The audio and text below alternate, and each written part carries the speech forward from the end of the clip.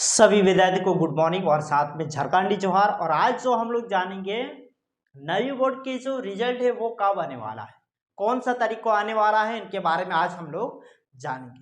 तो मुझे लगता है कि जितने भी स्टूडेंट जो नवी क्लास के परीक्षा दिए हैं सभी विद्यार्थी जो है अपने अंक आने का इंतजार कर रहे हैं। तो अब इंतजार की घड़ी खत्म होने वाली है, क्योंकि आपके पास अपना रिजल्ट कुछ ही समय के बाद आने वाला है।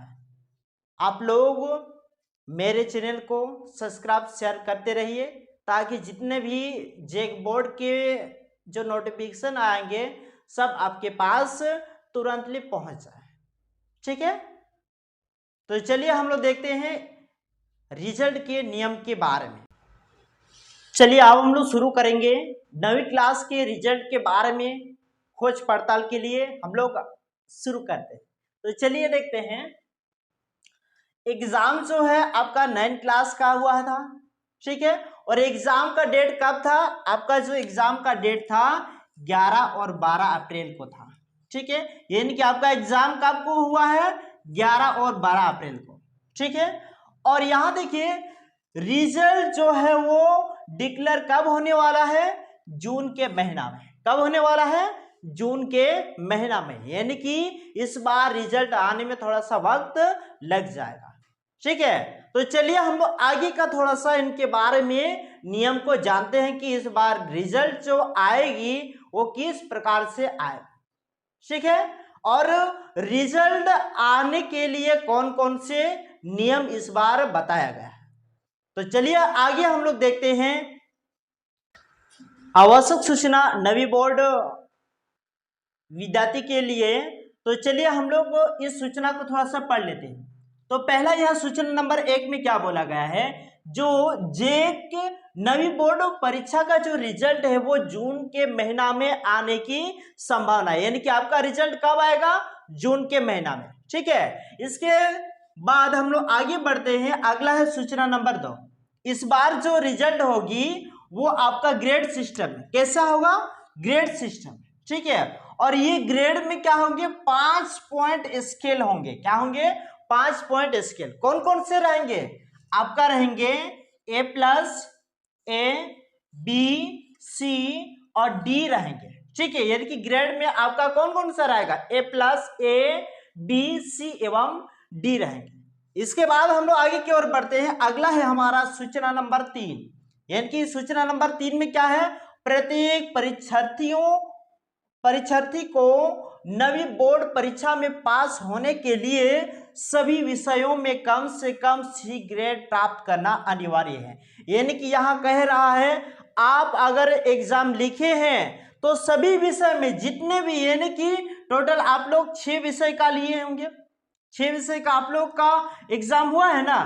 तो 6 विषय में आपको सभी विषय में C ग्रेड से ऊपर ही लाना है। मतलब इधर यानी कि C भी चलेगा, B भी चलेगा, A भी चलेगा और A+ चलेगा तो बहुत ही अच्छा है। लेकिन इससे कम नहीं होना चाहिए, D तक नहीं आना चाहिए।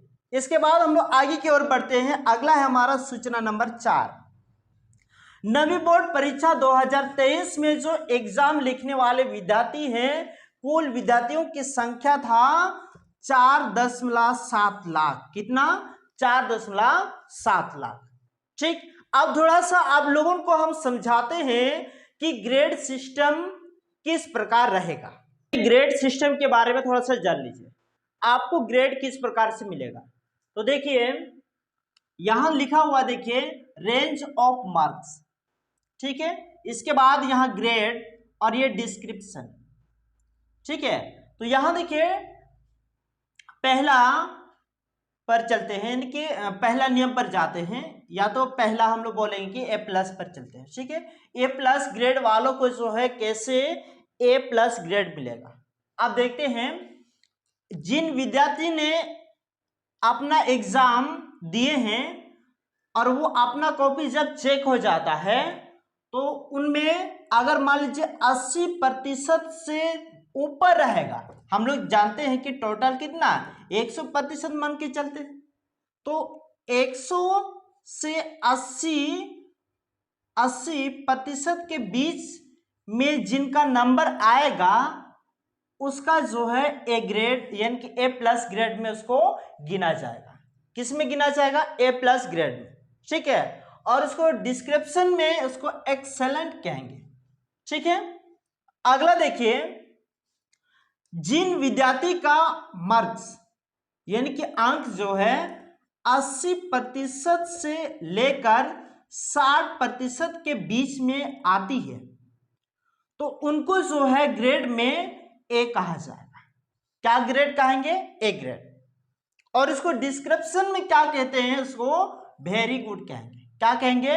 वेरी गुड, ठीक है। अब चलिए अगला तीसरा पॉइंट पर चलते हैं।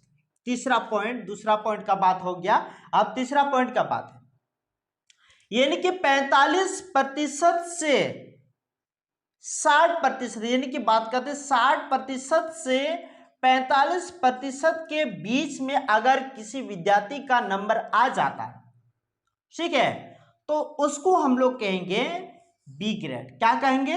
बी ग्रेड, ठीक है। और आप लोगों को पता है कि परसेंटेज कैसे निकालते हैं, इनके बारे में पता है ना, कि ये जो यहाँ परसेंटेज में जो आपका नंबर दिखाया गया है, इनमें आपको नंबर कैसे निकालना इनके बारे में पता है? अगर नहीं पता है तो हम अगला वीडियो में आपको इनके बारे में जानकारी देंगे, ठीक है। आगे देखिए, अगर बी ग्रेड आ जाती है तो उस यानी कि उस स्टूडेंट के जो ग्रेड मार्क्स है उनके डिस्क्रिप्शन में क्या कहते हैं? उसको गुड कहते हैं। क्या कहते हैं? गुड।